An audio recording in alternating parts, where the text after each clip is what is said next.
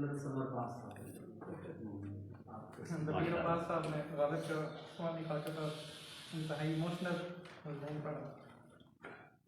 मैं इस महफिल में आने वाले तमाम मोअज़्ज़ज़ शुरका का शुक्रगुज़ार हूँ। जनाब इकराम सलीमी साहब, मियां नईमुद्दीन साहब, बाबर हुसैन बाबर साहब, अली अकदर साहब, इनाम सलीमी साहब, मोहम्मद बासित साहब, इमरान हैदर साहब और बाकी भी अगर जिनके नाम सारों की मैं शुक्रगुज़ार हूँ। सारे जिनके नाम रह गए तो मैं सवाल कर चाहता हूँ। वैसे भी वो रोमियो जूलियट में शेक्सपियर की एक लाइन है कि what is in a name, what is in a name that which we call a rose by any other name would smell as sweet. के नाम में कुछ नहीं रखा, हम जिस फूल को भी जो भी नाम दे दें वो उतनी खूबसूरती उतनी स्वीटनेस देगा। तो आप जो तमाम अहबाब तशरीफ लाए, आप सब भी इस महफिल की रौनक है, खूबसूरती है, हमारे लिए फूल की सीख रखते हैं। अब इधर हमारी पहली नशिस्त का इख्तिताम होता है मंसूर गालिब। अब मैं दावत देना चाहता हूँ इस जो हमारी जो पहली नशिस्त हुई है इस पर अपने ख्यालात का इजहार करने के लिए सदर महफिल जनाब प्रोफेसर अल हुसैन को कि वो आकर जो पहली नशिस्त के इख्तिताम पर अपने ख्यालात का इजहार करें।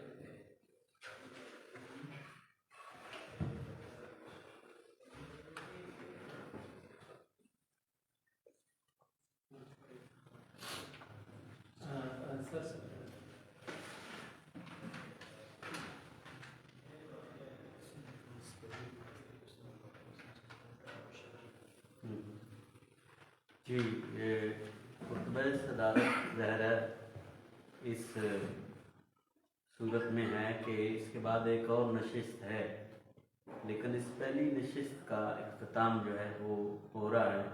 लिहाजा मुझे आज इख्तितामी कलमात इस नशिस्त के हवाले से बयान करने हैं।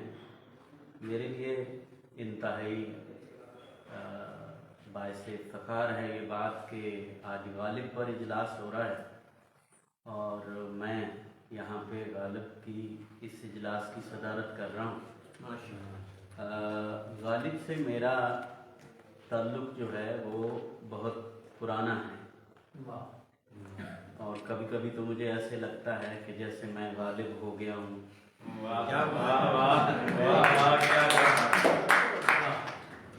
मैंने ज़िंदगी में अदब से बहुत कम लोग ऐसे हैं जिनसे मैंने कुछ सीखा है, क्योंकि बहुत कम लोग ऐसे हैं जिनसे मुझे सीखने के लिए कुछ मिला है। एक गालिब वाहिद आदमी हैं जिनसे मैंने बहुत कुछ सीखा है। और गालिब क्या हैं, अब मैं क्या कहूँ, जिसके बारे में अल्लामा इकबाल कहते हैं कि लुत्फ़ को 100 नाज हैं तेरे लबे एजाज पर, और मैले हैरत है सुरैया रिफ़्फ़ते परवाज़ पर। यानी इकबाल जैसा बुलंदान। और फिर कहते हैं कि लुत्फ़े गोयाई में तेरी हमसरी मुमकिन नहीं,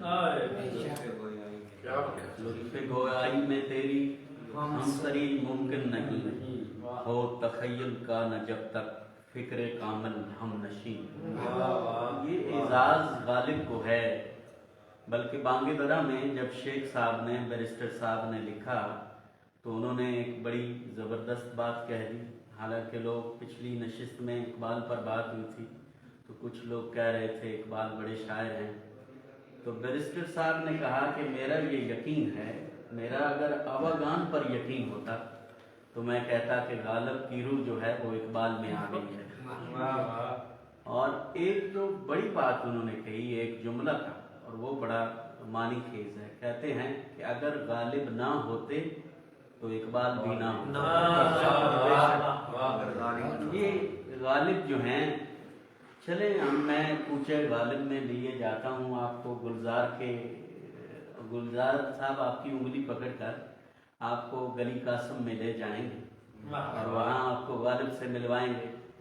तो बल्ली मारों के मोहल्ले की पेचीदा दलीलों की सी गलियाँ, सामने टाल की नुक्कड़ पर बटेरों के कसीदे, गिड़गिड़ाती हुई पान की पीकों में वो दाद वाह वाह, चंद दरवाज़ों पे लटके हुए बोसीदा से कुछ टाट के पर्दे, और एक बकरी के मिमियाने की आवाज़, और धुंधलाई हुई शाम के बेनूर अंधेरे साए, ऐसे दीवारों से मुंह जोड़ के चलते हैं यहाँ चूड़ी वालान के कटड़े की बड़ी भी जैसे, अपनी बुझती हुई आंखों से दरवाजे टटोले, इसी बेनूर अंधेरी सी गली कासिम में एक तरतीब चरागों की शुरू होती है, एक कुरान सुखन का सफ़ा खुलता है, असदुल्ला खान गालिब का पता मिलता है। क्या बात है।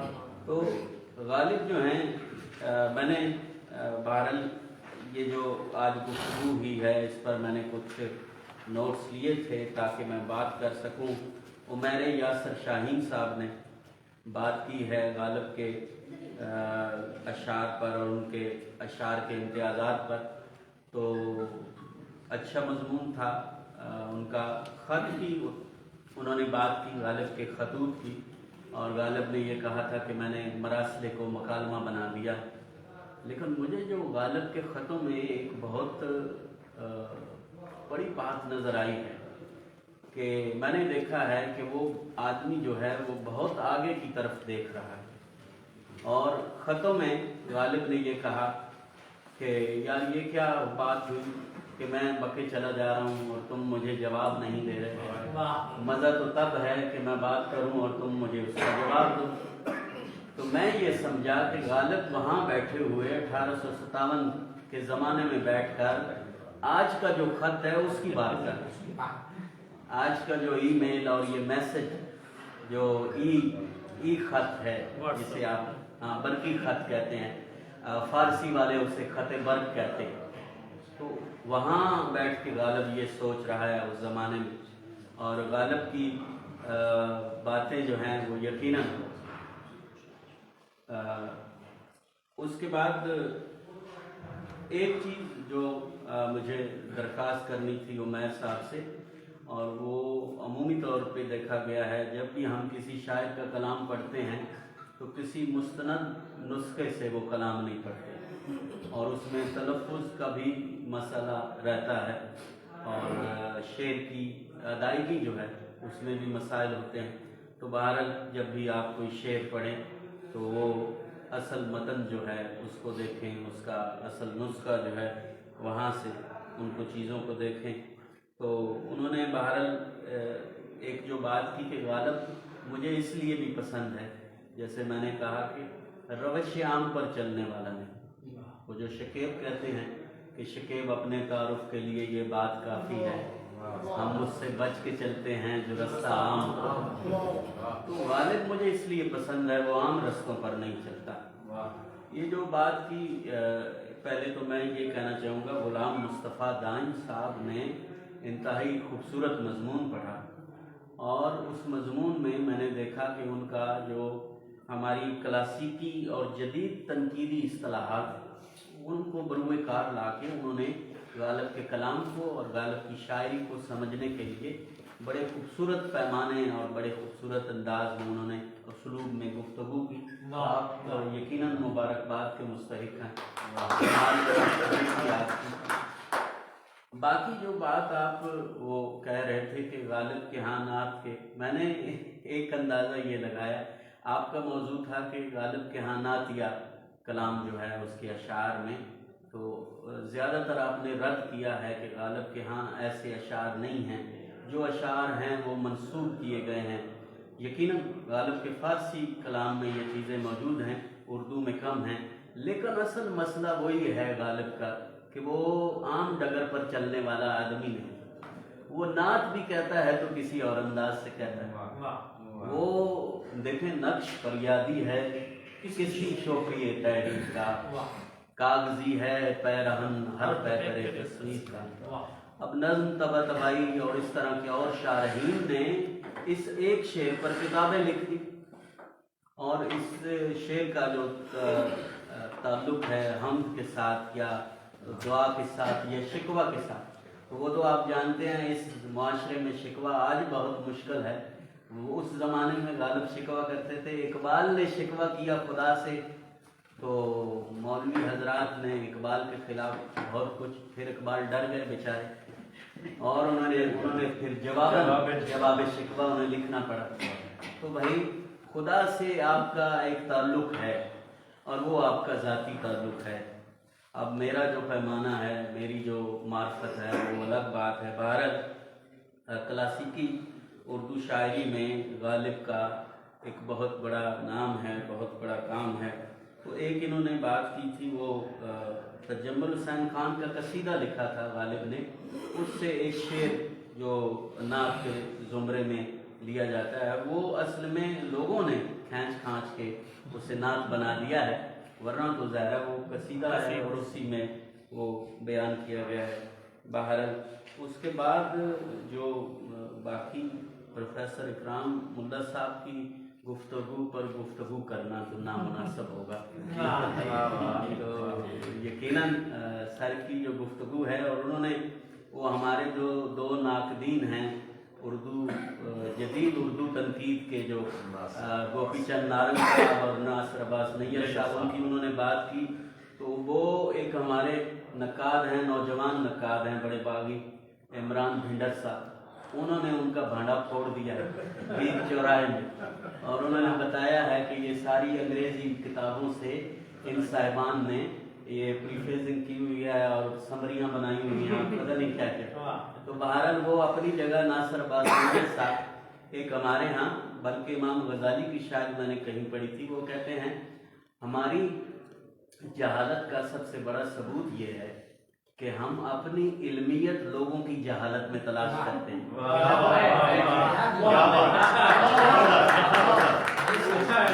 یہ ہمارے ہاں ایک بڑا کمپلیکس پایا جاتا ہے پڑھے لکھے لوگوں میں, تو یہ نہیں ہونا چاہیے. اس کے بعد باقی غالب کی جو مجھے باتیں پسند ہیں, اسی لیے یہ آدمی سوار ہو جاتا ہے آپ کے اعصاب پر. اور آپ کو وہ جو سر نے کہا وہ کہ کہتے ہیں کہ مغل بچے بھی عجیب ہوتے ہیں, جس پہ مرتے ہیں اسے مار دیتے ہیں.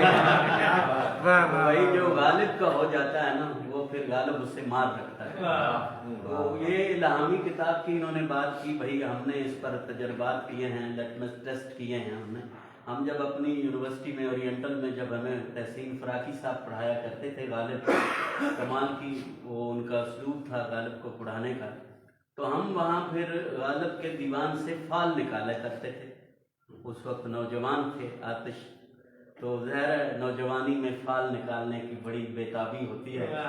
تو ہم جناب غالب کا دیوان لے کر اور اس دیوان کو آنکھیں بند کر کے اپنا مسئلہ دل میں رکھ کے غالب کا دیوان کھولتے تھے. اس کے پیج کے دائیں طرف تیسرا شعر ہم اپنے ذہن میں رکھ لیتے, اور یقین کریں وہ شعر ہمارے دل کی بات کا عکاس ہوتا,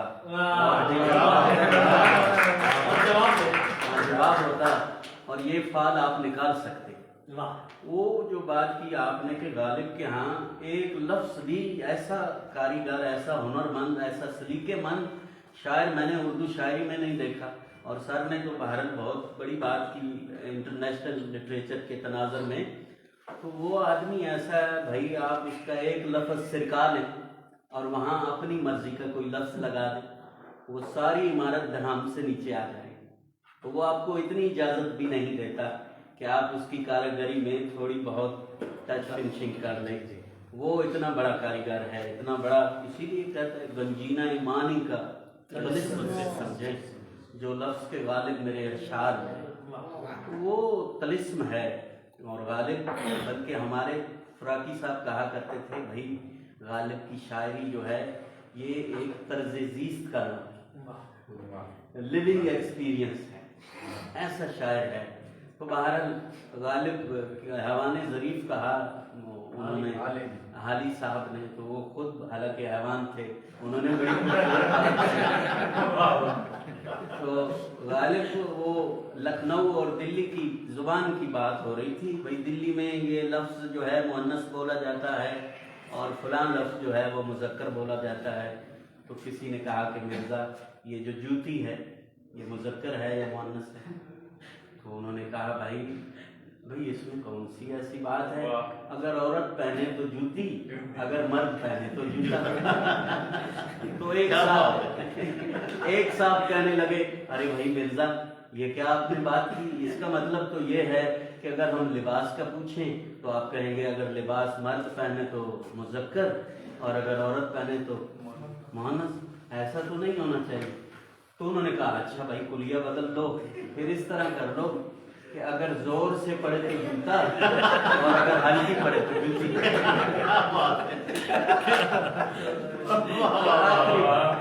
آخری بات جو مجھے غالب کی پسند ہے، وسیع المشرب آدمی ہے۔ اس آدمی کے ہاں آپ کو اس کے ارد گرد پھرنے والے ہندو، عیسائی، سکھ، پتنی کون کون ملیں گے، اور اس کا دل اتنا بڑا ہے، اس کا دل اتنا بڑا ہے۔ اور جو اس کی ادا مجھے اور پسند ہے، یہ کسی چیز کو مانتا نہیں ہے، یعنی اتنا عجیب، اتنا باغی آدمی ہے۔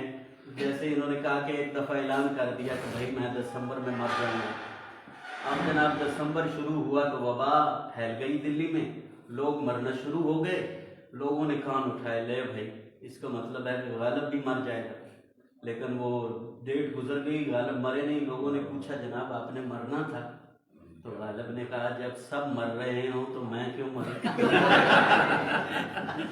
یہ جو غالب کی ادائیں ہیں، یہ جو غالب کا لائف سٹائل ہے، اس کی شاعری نہیں ہے، یہ غالب کا لائف سٹائل ہے، طرز زیست کا نام ہے۔ اور اس کی، اور جو بڑی بات ہے کہ اس کے ہاں جو گہرائی ہے اور پرتیں ہیں کھلتی چلی جاتی ہیں۔ بہرحال میں ہم سخن فورم کو مبارکباد دیتا ہوں کہ آپ نے غالب پر ایک اچھا پروگرام کیا ہے، اور ہماری آواز بھی اب بہت دور تک جا رہی ہے، اور سب لوگ تشریف لائے، آپ کا بہت ممنون ہوں میں۔ اور بالخصوص آج ہم نے ہماری اس نشست میں خواتین بھی تشریف لائی ہیں، تو یہ بھی بڑی بات ہے۔ میرا خیال میں بھیرا کی تاریخ میں یہ ہمیں ہی اعزاز حاصل ہے، ہم نے ادبی محافل میں، مذہبی محافل میں، باقی ثقافتی محافل میں خواتین اور مرد، اور میں تو یہ کہتا ہوتا ہوں کہ اگر ہم سینما میں فلم بیٹھ کے اکٹھے دیکھ سکتے ہیں تو ہم علمی ادبی پروگرام میں بھی اکٹھے ہو سکتے ہیں، اور یہ بڑی بات ہے۔ اور جو سب سے بڑی بات ہے، ہماری ایک بہن تشریف لائی تھی، سمینہ گل شاعرہ تھی، ان کے اعزاز میں ہم نے، انہوں نے جو بات کی وہ میرے دل پر لکھی ہوئی ہے، اور انہوں نے یہ بات ہم سب کے لیے اور بھیرا والوں کے لیے، کہ مجھے یہاں آ کر یہ احساس ہوا کہ بھیرا کے جو لوگ ہیں یہ اپنی بیٹیوں کی، اپنی عورتوں کی بہت عزت کرتے ہیں، عزت دار لوگ ہیں، اور بڑے ہم بہرحال یہ ادبی فورم جو ہے اسی طرح مہکتا رہے گا، آگے بڑھتا رہے گا۔ آپ سب کا بہت بہت شکریہ، مہربانی۔